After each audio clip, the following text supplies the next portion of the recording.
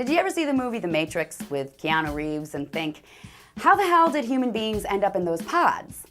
You know the ones I mean, those containers where we're preserved in liquid and connected to a bunch of wires that plug us into the Matrix so that our brains think we're still living in a free world, walking around and breathing air, when really we're just stuck in these pods being used as batteries by the machines.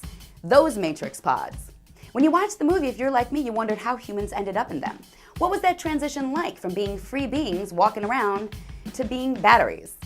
Well, every day I see clues as to how that might happen. Like this.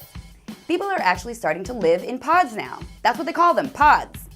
According to a recent report from NPR, young people in LA are flocking to pods as a way to live cheaply without owning lots of stuff through a company called PodShare. Basically, they're like work-share spaces like WeWork or whatever, but instead they're live-share spaces.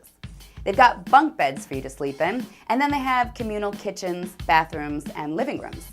It's kind of like living in a dorm or a barracks basically, but they're calling them pods because I guess this is how ready we are to live in the Matrix. And in fact, a lot of the article talks about how these young folks prefer to accumulate digital stuff instead of tangible stuff. They're not accumulating houses or clothes or cars or like little statues of birds you put on knick-knack shelves. They're accumulating Instagram posts, Facebook likes, and Twitter arguments. That's what they're interested in. So they live in these pods where they can just be staring at their screens all day.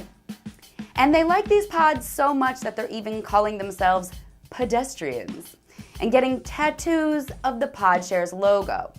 There's even a section on the PodShare website that features people who've gotten these stupid tattoos.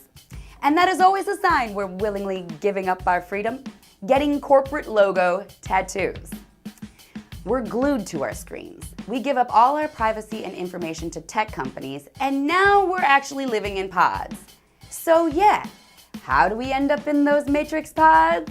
Apparently, we willingly walk right into them, and that migration is happening now, right before our soon-to-be useless eyes.